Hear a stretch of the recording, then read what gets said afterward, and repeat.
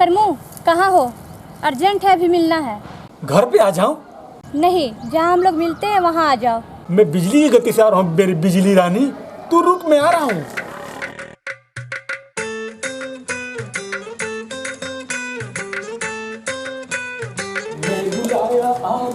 हम चले आए, जान हथेली पर ले आए। बोलो बिजली, इतनी बिजली की गति से क्यों बुलाए? हीरोगिरी छोड़ो, मेरी बात ध्यान से सुनो। कल पापा ने हमें साइकिल पे जाते देख लिया है और उन्होंने कहा है करमू का चक्कर छोड़ो, वो कोई कर्म का नहीं है, अभी तक कोई नौकरी का जुगाड़ नहीं कर पाया है, इसलिए उसके घर चक्कर छोड़ो और किसी और पे चक्कर चलाओ। अरे तुम्हारा बाप है खुसट बुढ़ऊ, प्यार मोहब्बत के बारे में क्या जानता है? कबाब में हड्डी है, हड्डी। क्या कहा? और तुम खूब जानते हो, अपने पापा की नौकरी तक नहीं हथिया पाए और चले हो मेरे बाप को गरियाने। अरे कम से कम अपने बाबा की नौकरी तो हथिया सकते हो, लेकिन तुमसे वो भी हो नहीं रहा। अरे सब्र करो बिजली रानी, सब्र का फल मीठा होता है। और वैसे भी लाइट जाए यहाँ तो हम लोग को काम मिल ही गया है ना। फ्रॉड है वो एक नंबर का। कलाकारों के बजाय दबंगों की भर्ती करवाना चाहता था ताकि उसका डूबा हुआ पैसा हमारे माध्यम से वापस आ जाए। उसके झांसे में नहीं आना है। देखा नहीं उस दिन ऑडिशन के बदले इंटरव्यू ले रहा था। ठीक है जी, लाइट जाए के अलावा और भी तो रास्ते हैं, कुछ ना कुछ तो जुगाड़ हो ही जाएगा। और फिर तुम देखना एक दिन। क्या देखना? हाँ, बिल्लू दादा के पास बहुत पैसा है और उसके पास एक गाड़ी भी है। बहुत दिन से वो मुझे प्रपोज कर रहा है, लेकिन मैं भाव नहीं दे रही हूँ। सुनो, तुम्हें अभी कुछ करना है तो करो, नहीं तो बिल्लू दादा के लिए रास्ता छोड़ो। क्या बदतमीजी है? तुम्हें तो बोली कि अभी जो करना है करो, वही तो कर रहा था। तुम बिल्लू कल्लू का बात करके मेरा दिल मत गलाया करो बिजली। नो बिल्लू कल्लू, ओनली करमू। एक बार मुस्कुरा दो रे बिजली। अब तुम देखना, अब तो पिताजी के साथ आर पार का फैसला होकर रहेगा। आई लव यू बिल्लू, मेरे बिजली। सच कहूँ, आई टू।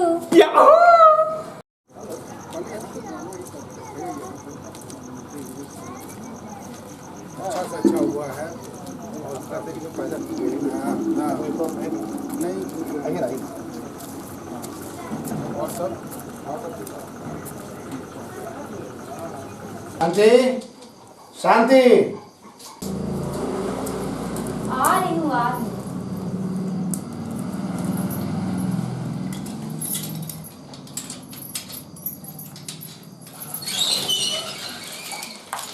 नमस्ते डॉक्टर भाई साहब। नमस्कार नमस्कार। और ये आपको कहाँ मिल गए? अरे ये घूमते घूमते हमारे क्लिनिक पर पहुंच गया और पुराने दिनों की बातें याद आ गई। वही बातें होने लगी। बातें होते होती हम लोग साथ यहाँ आ गए। हाँ, ठीक किया आपने। अरे मैं इन्हें हमेशा कहती हूँ बाहर जाकर दोस्त लोग से मिला कीजिए, मेरी सुनते कहाँ है। नमस्ते अंकल, अंदर आइए। हाँ, खुश रहो, लेकिन आज नहीं, फिर कभी। क्या बात है, आज तो तुम्हारा अंदाज बिल्कुल बदला बदला सा लग रहा है। मुझे तो यकीन ही नहीं हो रहा है कि मैं अपने घर में आ गया। अरे कहीं डॉक्टर ने कोई गलत इंजेक्शन तो मुझे नहीं दे दिया? मुझे तो यकीन बिल्कुल नहीं हो रहा है। जरा काट के देखो कि मैं अपनी पत्नी के सामने ही तो खड़ा हूँ। दर्द तो हो रहा है। हाँ हाँ, क्यों नहीं। अरे आपसे सिर्फ मेरा बकबकी करना काम है क्या?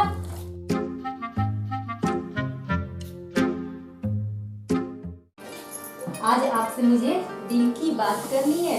अरे दिल में जो बातें हैं आज चलो करते हैं।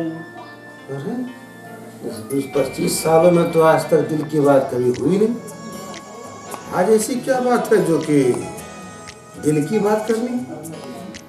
आज तक तो तुम लोगों ने सिर्फ डिमांड ही डिमांड किया है। खैर, आज तुम्हारे दिल में क्या है तो तुम बोल ही दो, जरा हम भी तो सुने।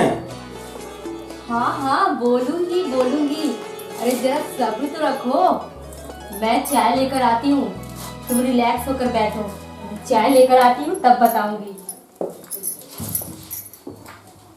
क्या बात है, आज तो हवा का रुख बिल्कुल बदला हुआ है।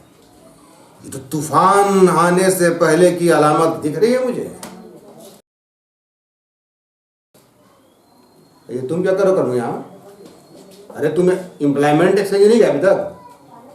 तुम्हें एम्प्लॉयमेंट एक्सचेंज ऑफिस जाना था, गए? अरे मैं तुमसे बात कर रहा हूँ कर्मो। वहां पे लंबी लाइन थी। वैसे भी मुझे नौकरी वोकरी करना नहीं है, मुझे एक्टर बनना है, एक्टर। मेरा मतलब फजर फजर मत किया करिए। इसलिए तुम यहाँ पर कृष्ण कन्हैया बने घूम फिर रहे हो ना? करूँ इनसे वो वाली बात करनी है ना, तुम चुपचाप बैठो। लीजिए जी आपकी चाय। लीजिए जी आपकी चाय। पिताजी पुराने बातें भूल जाइए ना। अच्छा अच्छा, एक बात बताओ शांति, बेटे ने तो अपना फिल्मी अंदाज दिखा दिया, अब जरा तुम भी बताओ कि तुम्हारे दिल में क्या है। ए जी, तुम कितने के हुए जी? अरे तुम मेरा उम्र पूछ रही हो या भाव पूछ रही हो? अरे उम्र पूछ रही हूँ। अरे 53 साल का हुआ भाई। लेकिन लगते नहीं हो। हैं? क्या बात है, कुछ गड़बड़ जरूर है। और नौकरी कितने दिन बची है? नौकरी 60 साल तक करूंगा, और एक्सटेंशन अगर हुआ तो 3-4 साल और करूंगा मैं। तब नहीं चलेगा। नहीं चलेगा? अरे ये क्या संसद है जो नहीं चलेगा? नहीं चलेगा। अब इतना दिन तक हम लोग आपको खटने नहीं देंगे। मैं कुछ सपना देख रहा हूँ क्या? अरे तुम लोग कहना क्या चाहते हो, साफ साफ कहो। अरे मैं ये कहना चाहती हूँ कि आप अपने ऑफिस में कर्मू की नौकरी क्यों नहीं लगवा देते? मैं अपने ऑफिस में कर्मियों को नौकरी कैसे लगवा सकता हूँ? मेरे बाप का राज है क्या? पिताजी अब आप VRS ले लीजिए। अरे बेटा, VRS लेने के लिए भी कम से कम 4-5 साल और वक्त लगेगा। इतना दिन नहीं चल सकता, आखिर मेरा भी कुछ लाइफ है, और बिजली कब तक कुआरे बैठे रहेगी। जी, मान लीजिए आपका अचानक राम नाम सत्य हो गया तो? मतलब? अरे मतलब कि आप टपक गए तो? मैं टपक गया तो तब तुम लोग ख्वाहिश पूरी हो सकती है। कर्मू मेरा एकलौता बेटा है, इस नाते उसे मेरे ऑफिस में शायद नौकरी मिल सकती है। याहू! आपके टपकने के बाद यानी मेरी नौकरी हो सकती है। पिताजी आप टपक जाइए, आप एकदम चिंता नहीं करिए। आपके मरने के बाद आपका श्राद्ध इतना धूमधाम से करेंगे कि पूरे मोहल्ले वाले लोग याद करेंगे क्या श्राद्ध था। तो आप मर जाइए ना। तुम्हारा दिमाग खराब हो गया है क्या? बकवास कर रही हो तुम? अरे ठीक ही तो कह रही हूँ, अपने बेटे के लिए इतना भी नहीं कर सकते? पिताजी अपनी एकलौती पत्नी का छोटी सी इच्छा भी पूरी नहीं कर सकते हैं? तुम लोगों का दिमाग खराब हो गया है, समझ में नहीं आता मैं क्या चाहता हूँ। फिर भी मेरा जवाब है नहीं। तो फिर दूसरा खेला खेलना पड़ेगा। एक्सीडेंट भी हो सकता है, यानी गोली गोली भी चल सकती है। क्या? लेकिन बेटा तमंचा कहाँ से लाओगे? उसका भी व्यवस्था हो गया पिताश्री। वो लाइट जाने मुझे पहले ही से अपना तमंचा देकर रखा है। क्या कहा बेटा? तुम ये बात अपनी जबान पर लाए कैसे? मुझे यकीन नहीं हो रहा है। ठीक ही तो कहा, यह भी कोई जीना है। मैं बिजली से शादी किए बिना जी नहीं सकता, और आपके रहते मेरी शादी हो नहीं सकती।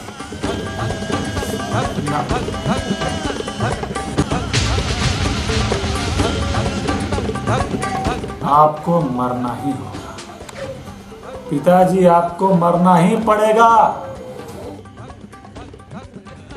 वो कैसे, आप सोच लीजिए।